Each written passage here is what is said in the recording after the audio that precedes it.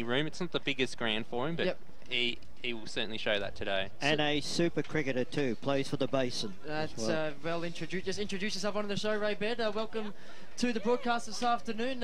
In your experience, is it the defence of Vermont that wins a game like this, or is it the attacking prowess of the Balwyn Footy Club that gets the job done on a warm Saturday afternoon in round 4? No, look, if Balwyn are going to win, it's going to be their defence that's going to win the game for them in holding the forward to the Vermont side. But we get back to the old saying, the game's going to be won in the midfield. I just think they're in the midfield. And I look at that Vermont side. I'm tipping Vermont today by 3 goals. And I just think they just got far more run. We spoke to Dan Donati, or you guys spoke to Dan Donati in pre-match, and he said that, you know, they've got 5 or 6 top players out of that side. So big names too. Big names, yeah. And losing Barker last week after he kicked 9 for the day, you know, that's a big loss there. So I just can't see Balwyn kicking enough score to win this game. And I think that's my biggest concern going in. I've got Vermont down by about 5 or 6 goals, and my biggest concern going in is how traditionally their depth hasn't been amazing. That the top 12 players in the reserves have never been able to quite transition properly, and there's 5 or 6 really big names. They're not just bit part players that are missing today. They're big names. Well, look, we just saw their reserves running around here, and they had a huge loss to the Vermont reserve side. But then you've got to remember, back 12 months, boys, the Balwyn reserves won the premiership as well. Let's not forget that. Absolutely right. Dyson Baker, the media manager of the Eastern Football League, has begrudgingly decided to grace us with his presence here this afternoon. Great man, welcome to the coverage. You'll be alongside myself calling this wonderful game of football this afternoon. A sun-baked Vermont Recreation Reserve. Could you ask for a better setting for a game of football? When I was looking through the conditions last night, it didn't look great at all. I think they were saying that there was rain and thunderstorms and all sorts of business, but luckily that's all stayed away so far this afternoon, touch wood. But it should be a fantastic game, probably. Melamine type underneath there. Look, for mine, I think Balwyn get the job done today. I still think, you know, that experience probably wins over all else. I think if Vermont put in a real show, we're in for a treat for the rest of the year, that's for sure. Just talking on that weather, I mean, I as you all know, I live at Roval, and it absolutely belted down with rain there last night. But you've got to look at the grounds that these guys are playing on in the conditions today. These grounds can take a huge amount of water, and look at it, it's perfect conditions today. You wouldn't have even thought that there was any rain overnight. They drain exceptionally well. Chris Pennebury's synthetic pitches as well. Yeah, exactly right. Chris Pennebury's got the job on Joel Perry in the Vermont forward line, and the umpire holds the ball aloft and we're ready to get underway on this brilliant Saturday afternoon. Meeson and Buxton up in the ruck. No clear, decisive winner on the tap. Liam Whale Buxton, or we'll just go with Buxton this afternoon, goes in with the second effort and lays a nice strong tackle. So we'll have a secondary ball up in the middle of the VRR. That's a nice tap from Meeson out into some open space. No one quite able to run onto the ball. Picked up by Cross. He couldn't get a handball away, but he'll get a free kick for some incidental contact over the shoulder. From the non-officiating umpire, too. So it's going the other way. It's going the way of Buxton. Oh, no, there's a bit of a circus going on. No, it's going to come back. It's going to go in the middle of the ground to Vermont. We got there eventually. And it is Adam Parker who finds Predo. It's a short stabbing ball. Still in the middle of the ground. That left foot kick from Predo is absolutely no good, and Marco Regan tries to chop that off, but it's picked up by Adam Parker, who puts the footy under his wing and strolls the ball inside forward 50 with a long high kick up in the direction of Phillips. Not able to take the mark, tracks a bouncing ball towards the boundary line, and eventually the white paint wins that, and we'll have a boundary throw in the half forward flank for the Vermont Footy Club. He looks like Tony Lockett. He's built like him, doesn't he? Big buckets, Phillips. Vermont would be pretty happy if he was half as good as Tony Lockett. There's best for the Eagles, trying hard to make something out of nothing. Putting his head over the ball is Darcy Crocker, laid up in a strong tackle there by Lachlan Bain. And we'll have another stoppage situation. So I'm in the forward pocket. Not a lot of space up forward for either side. Cam Purdy sniffing around. Rod Crow got the job on him. I think Cam Purdy I think you'll see him as as almost a fifth on baller up high around the stoppage, especially at half forward this afternoon. He certainly loves to run. Phillips will do the forward ruck work for his side. Tap the straight down the throw to Parker, who spent the footy before he had it. Johnny Meeson comes in and lays a tackle on the former Scoresby Magpie, now current Vermont Eagle, Veston Ferris last year, an absolute star of the Eastern Football League. So stalemate inside forward 50 for Vermont at the moment. Now Balwyn finally gets some clear possession going out towards half forward. Jeff Goebbels leads in the flight with that ball. Coming back, though, is Lachlan Carey. Chops it off. Handball to Crocker. Up the line. Picked up on the half volley there by Tommy Schneider. Couldn't quite find a teammate with that handball, but the Eagles, they're working it well. Here's a high kick to half forward and floating in from the side and just through his hands, Cam Purdy. The Tigers will mop up at the back and another rebound 50 for the Balwyn boys. Chance now for Dragia. Gives his handball and goes out now to Pendlebury. Up towards centre wing. Leading in the foot race here will be Gordon. First to meet it, although great pressure came late from Davidson. Great tackle. Wrapped him up on centre wing and going absolutely nowhere. That was really good footy then. Gordon was trying to suck him into the push in the back, but he kept on his feet, Davidson. And Davidson straight off. I'm assuming that was just a rotation, but perfect timing. Meeson taps. Hard up against the boundary line. O'Regan can't keep it in. Tried to play for deliberate. As everyone does these days. Only Brian Lake can do that. Been watching too much footy on TV. Oh, we saw a deliberate behind last week, Seymour. Did we? Paid, yeah. Sure that umpire twos today. Meeson, big punch forward, double fister towards the forward 50. Overrunning it on that occasion was Cassidy. Couldn't pick it up. Now ball sitting in the centre square. Nothing happening. So I think both these sides just trying to work each other out at the moment. I haven't seen a lot of clear possession. It's been very congested and tough in close so far, which is what you'd expect. It's about 14 sets of players around the ball at the moment. Finally, we had a bit of a clear tap. McComey was wrapped up.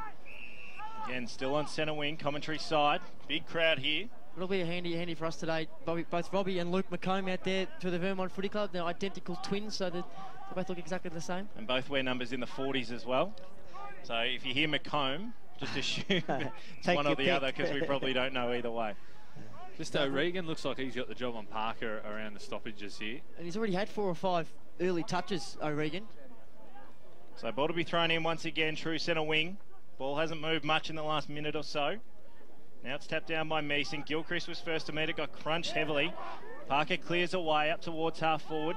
In back position, got leaps and managed to get a fist to it. Trying to work through it. Good effort there, Howard. And he's wrapped up once again on centre wing. So after all that, ball's probably moved about 25 metres in the last 5 minutes or so. Cross boundary side, thanks to chiropractic bedding. Esmond? The ground's in perfect condition. And it's about a 3-door breeze to the Boronia Road end, which is where Balwyn's kicking to.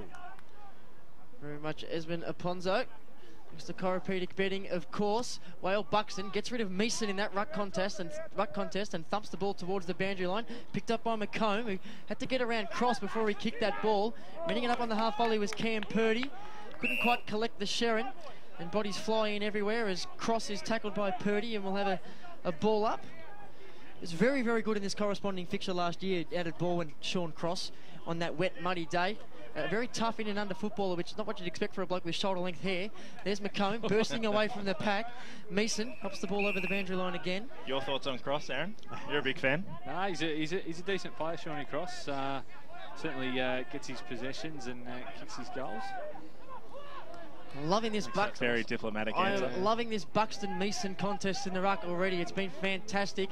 This time a free kick plucked out by the umpire. It's going to go the way of the Vermont player Buxton. Handballs to Schneider, who has to go back in board and pumps it long inside forward 50. Who's going to take the mark? It's Cam Purdy at the top of the square. Fresh. Joel Perry's brother. Yeah, My mistake. Who's lining up at full forward on Chris Pendlebury this afternoon. They both played for East Ringwood, so. They did. I was going to say the former Roo, so it really wouldn't have mattered. He's going to line up for the first deliberate shot on goal for the afternoon. We played 6.5 minutes in the first term. Neither side have really looked like putting one through the big sticks, but here comes Joel Perry to change all that. 15 metres out, straight in front. Goal umpire does a bit of work. He does too much work. How do you miss from there? One behind. Vermont Eagles on the board. No, neither side can get the advantage at the moment, but what is very noticeable is the number of rotations that both these coaches have had in the first 6 minutes of play. Stoppage city out there too, isn't it? It is. It's stoppage after stoppage. It's an ugly 5 minutes of football so far. Jackson Wetherall to do the kicking in duties. 7 minutes. 7 minutes, I should say. Kicks to the far side. Right. Handball's back to Wetherall. Under a bit of pressure. Nice work there from McConnon. He finds his target in the captain Gilchrist. Milhuisen at half-back, marks. He's got Pendlebury out right in front of our commentary position. Manages to gain him there. Right on his defensive 50 arc, up towards centre wing. And a good mark taken there by Gordon. They worked that out beautifully out of the back line then, Balwyn. They just held onto it and found their man. A little bit more deliberate with their approach this time, although the kick wasn't all that flash. Coming in, cutting it off there was Buxton. And it goes over the boundary line and out of bounds. That's about a good start. 40 round from the Balwyn goal. Been a good start for him, Seymour. That was one thing last year I didn't see a lot of him doing, was the around the ground, getting back. He worked real hard to get to that contest. Buxton, of course, you're talking about. Yep. Ball thrown in. 40 out from the Balwyn goal. Tapped down by Watts, trying to run through. Bursting through the pack there was Matty Lee, the former king. Strikes first blood in this one. And Balwyn have their first goal. They're 1 straight 6 on the Bendigo Bank scoreboard. Vermont 1 behind, 1 point. We played about 7.5 minutes first term. A very good goal to the Vermont small man there. And look, D'Antonati wouldn't be happy with that. Coaches are never happy when the opposition score a goal from a stoppage. So, you know, when the ball goes out of bounds at stoppage, you must man up, man on man, and no one is to get 3. And, of course, Balwyn paid the price. I was just going to comment as that Buxton is loving the physicality in these ruck contests, but it was big Rennie Watts that was up in the ruck contest on that occasion, just fed it down the throat of Matty Lee, and it was a sharp piece of roving and a good finish from the opportunistic small forward. Well, he was just running the gauntlet there beautifully, and that's going to be a real challenge today because Joel Perry's not going to spend a lot of time in the ruck. Absolutely right. Watts is in the ruck against Perry, and Watts gives away the free kick. It's going to go the way of Vermont. So big Joel Perry in the middle of the ground here. Goes long, low stabbing ball to high half forward. Mark not taken there by Best. Ball at ground level, picked up by Jared Wright. Vermont players appealing for deliberate out of bounds as the Sharon trickles over right out in front of the Vermont primary school. What a good crowd out here. It's a bumper crowd, a lovely day for footy, and I believe some form of luncheon happening. There's about 130 in there as well. Inside the Eagles' nest. McComb's handball to Parker was a good one. Put the vice captain in a little bit of space, and Phillips from 4 deep couldn't bring the mark down. Sharon hits the deck. Jake Best on top of, I think that's Chris Pendlebury on hands and knees for the Balwyn Footy Club, working hard to keep that ball in. Has the reach there as well from Big Phillips from behind Pendlebury as well. He's not a small man. Just came in there from 4-5 deep, got first hands on it, and almost stuck. Here's Watley for a roving type goal across the face, out on the full. Disappointing but exciting nonetheless. Of course, former Division 3 under-19s, Best and Ferris with Ringwood, Sam Wadley.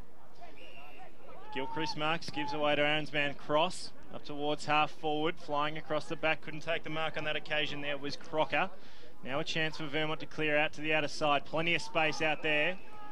They just need to assess the options through Emily, up towards half forward, right in front of the Bendigo Bank scoreboard. A great mark taken there by McConnon. Great hands. And he marks 55 out from goal. Not a lot of space there either for the Eagles. Short chip kick finds Howard, former Old Kerry skipper. Another short chip kick over the top. That one also finds its target. So a concerted effort to get the accuracy of the kicking right. And Jake Best marks on a tough angle, but still only 25 metres out from goal. Interesting, when McConnell took that mark 55 metres out, there was probably 3 or 4 one-on-ones at the teeth of the Vermont goal. And I think they're not going to be able to find some space up forward if they keep playing like that. Stabs at it a little bit, just a little bit too far right, and the second behind on the scoreboard for the Vermont Eagles. They're 2 behinds, 2 points on the Bendigo Bank scoreboard. Balwyn 1 straight 6. We've gone 11 minutes in this first term on AFL Game Day. Pendlebury, short kick finds Shane Tregear, one of the mainstays of this Balwyn back line. It's a risky kick to Cross. Doesn't quite pay off because Sean Cross wasn't up to the challenge. Couldn't take the mark. McComb mops up for the Eagles. Here's a big ball inside 50 in the direction of Best, who takes he stole it late. A strong contested mark. It was a mark to Weatherall. He's just pinched it over the back. He knew too. He threw it straight back to his opposition player. Joko Weatherall, EFL representative, of course. But Jamie Gottlieb's in the dead pocket back across goal. Decides to sell a bit of candy to the player on the mark instead. Go long down the line to the wing. De Soysa had the front position. He was bundled out of it by Castricum. No free kick, said the umpire. Castricum goes back in after that. Handball's back again. Vermont fellas just unable to find their targets with their handballs at the moment. It's mopped up by Rennie Watts, whose left foot kick around the corner. Bounces in front of Preto, who gets a horrible bounce, goes over the top of his head. And Nathan Gordon gets a free kick for too high as he swooped on that ball. Had the free kick not been paid, I'm sure he would have been able to find some space and get to a teammate running forward. And it would have been a certain goal, but maybe a professional free kick. And now Nathan Gordon, the former Richmond Tiger, goes back 30 metres out on a 45-degree angle have a crack at Balwyn's second of the afternoon. Looked like Lachlan Carey there. He won the medal last week for Vermont to one of the Anzac medals. You can't get sucked in with Gordon because he's trying to do that every time the ball's at ground level. He's going to try and suck you in to get a high tackler in the back, and Carey fell for it on that occasion. There's obviously the 30-second rule not in vogue in the eastern suburbs. Taking his sweet time with this one, Nathan Gordon. Maybe too much time to think about it as he's pushed it just to the right-hand side. So first blemish on the scoreboard for the Tigers. They move to 1-1-7. Vermont 2 behind, so 5-point lead to the Tigers. 13 minutes gone on the Bendigo Bank scoreboard. Do you reckon he'll bless us with one of the great EFL interviews after his debut one for the Swans? Do you remember that, Dyson? First man to swear live on air straight after a win for the Swans, Nathan Gordon, on debut. We'll soon see which way the result goes. As Schneider marks deep in the back pocket. Kick still waddling. Out wide. Dangerous kick, but it's found its target in McCafferty. About 45 out from defensive goal. Plenty of numbers, just all manned up at the moment. Trying to look for Perry. He got caught 3 deep. Nice tap down there from Watts, but Vermont managed to work it inside forward 50. Nice body work from Milhoisen. Won the contest, but lost it at the fall of the ball. Phillips gave the handball away, running himself into a lot of pressure. Now a chance. Still plenty of numbers for Vermont. They just can't get that clean disposal. And eventually Buxton's wrapped up about 40 metres out from goal. Just mucked around with it a bit too much. You know, the golden rule in footy, never handball to a ruckman. He looked okay though. Ryan Phillips did. Panicked. He looked like he could actually move okay there, Buxton. So Perry, third man up, tries to punch it forward. Right will be the first to meet it. Handball's away. Now Crow, deep in defence, almost gets run back onto his defensive line. Hard up against the boundary line. That one's going to go out of bounds on the full. And a free kick going the way of Parker for Vermont.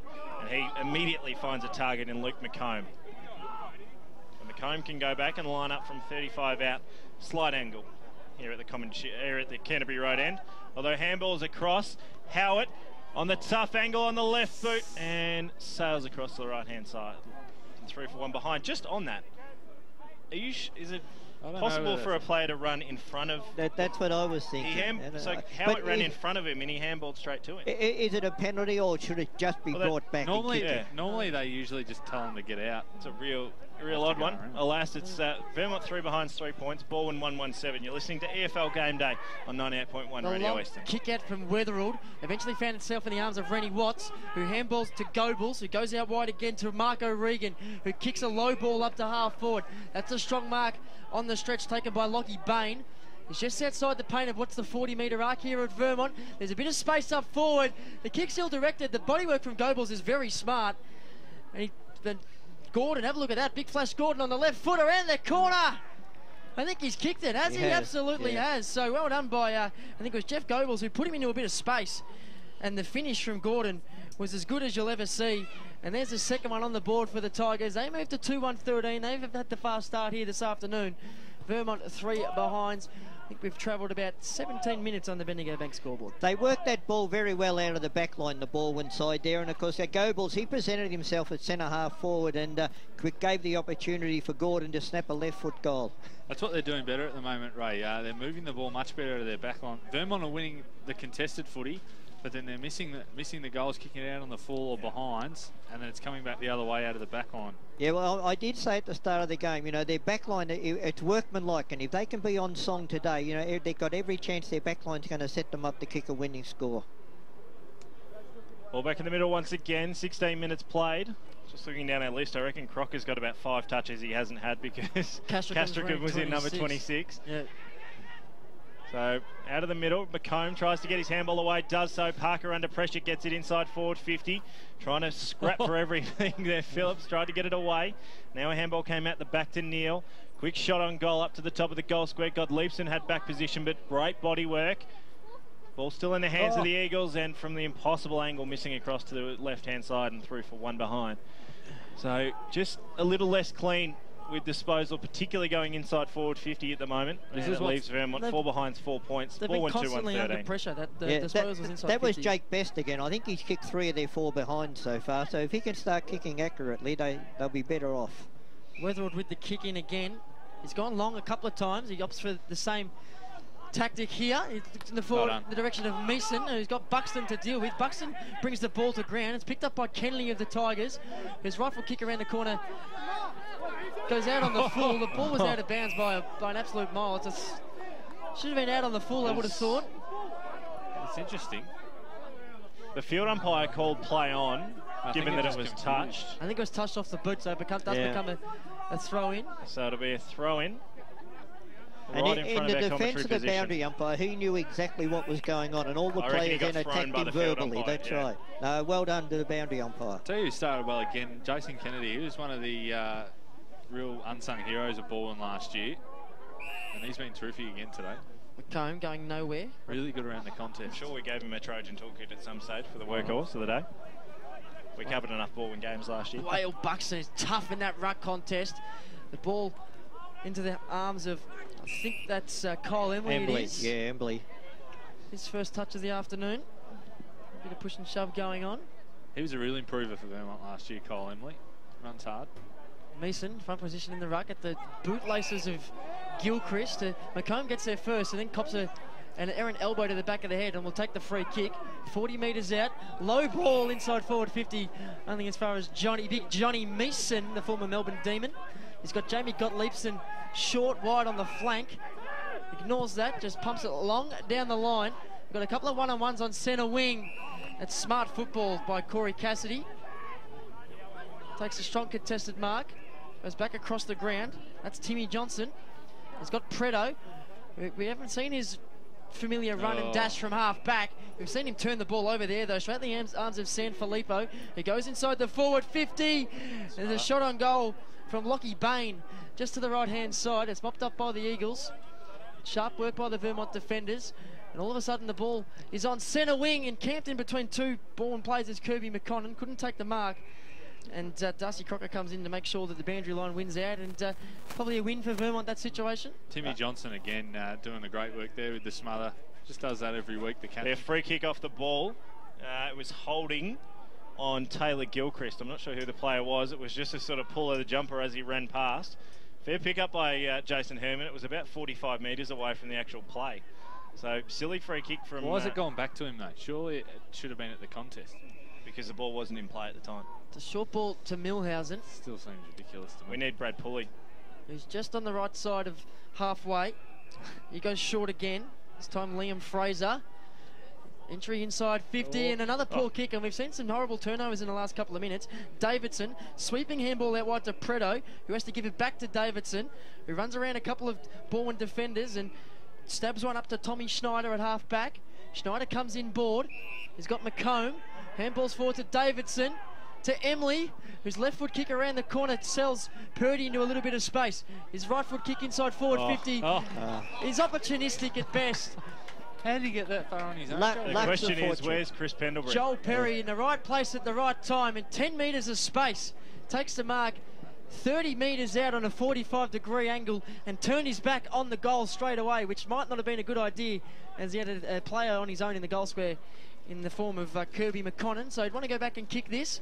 Already missed a set shot, one from directly in front that my grandma with her busted hip and a rooted ankle probably could have put through. But here comes Joel Perry. Distance not going to be an issue. And accuracy, no concern either. Joel Perry draws first blood for the Eagles this afternoon. They're on the board. 1-4-10 they move to. Balwyn 2-1-13. So 3 points the margin on the Bendigo Bank scoreboard. We've just ticked the time into time on in the first term. I don't know whether that was error in transition, but Chris Pendlebury's just apologised to about 4 different players. Gottliebson shouldn't be one out with Perry. I don't think 50. He was even near him. So that's something that Pendlebury just got caught ball watching. I think he sometimes he does take the risk, similar to Macaulay from Blackburn, where he does go up the ground to help out, and on that occasion it hurt. The problem is that he can be damaging at times, but that's the repercussion for the action. He's trying to work it out here is Gilchrist. Got caught without it. McComb inside forward 50, darting ball. Great mark taken there by Phillips. And from directly in front, about 20 metres out, Buckets can go back and put 2 in a minute for the Vermont. He's a strong boy. And this is what they missed last year. And this is why Joel Perry was forced to go forward. They didn't have a contested marking player in that forward line, Vermont. Adding him in there, as well as the luxury of being able to play Perry forward, is dangerous, because the quick kick all of a sudden is dangerous. To give the Eagles the lead, comes in. Umpire did not move. Eagles have 2 in a minute. Eagles have 2 on the board, and they move to 2-4-16. Balwyn at 2-1-13. 20 minutes gone. Time on in the first term here at Vermont Recreation Reserve. Let's go to Grant Campbell. Thanks to Choose-Tup for the stats that matter so far in this first term. Inside 50s, 11-6 in favour of Vermont. They're well on top in the clearances, 13-5, and won all 4 centre clearances. Adam Parker already with 6 kicks. Both McComb boys running right in the clinches. Particularly Luke. Luke has had a heck of a lot of the ball. Yeah, he's the one that shot that pass in there. He's had 4 or 5 of those 13 clearances by himself. I think he's done a lot of the grunt work in there. Do you have to pay extra for the door-to-door canteen service, Aaron? Yeah, I'm very lucky. Thanks. So, clearance came out, bit of a nil-all draw, goes out to centre wing on the outer side. Cross gets the handball away now, moves it further forward to Lee, goes inside forward 50, top of the goal square, and almost a mark taken on that occasion by Gordon, but he sees it over the goal line and through for another behind. 2-2-14, Balwyn, 2-4-16, Vermont, 23.5 minutes gone first term. EFL game day, of course, all thanks to the Pancake Parlour. Locations across the east. Doncaster open 24 hours and Ringwood Glen Waverley open till 3 a.m. Friday and Saturday. Perfect up to the footy on a Saturday night, Seymour. Absolutely right. Let's cross down Boundary side thanks to chiropractic betting. Alana Coleman. I've just noticed that none of the Balwyn forwards have actually been playing in front, so if they might want to start playing in front if they want to kick a few more goals. It's a basic game sometimes, footy. Looking for the old Joe the Goose over the Beautifully summed up there. That's a strong mark by Phillips. He's really... No, mark not paid. My mistake. Umpire says he juggled it over the line, so we'll have a boundary throw in right out in front of the cricket nets, next to the scoreboard, which does read a 2-point lead to the home side here. McComb spent it before he had it, and ball across to Parker, who couldn't quite get a handle on the football. In there, boundary is Robbie McComb laying tackles, and Esmond Aponzo's boundary side, thanks to chiropractic betting. Both teams are making a lot of changes on the interchange because it's very warm today, and both when players come off, they're very hot and sweaty. Plenty of hard work being done out there, not least by this man, Joel Perry, who kicked his side's first goal a moment ago, taking a couple of nice marks inside forward 50. Here he is just backward of centre, the recipient of a free kick, a risky ball across the ground. McConnon was more than up to the task, just parried the ball to himself, handballs into the middle of the ground, sold a teammate, and that was Johnson into a bit of trouble, but they get a bit of luck here, and now a bit of bad luck as the obvious advantage is called back.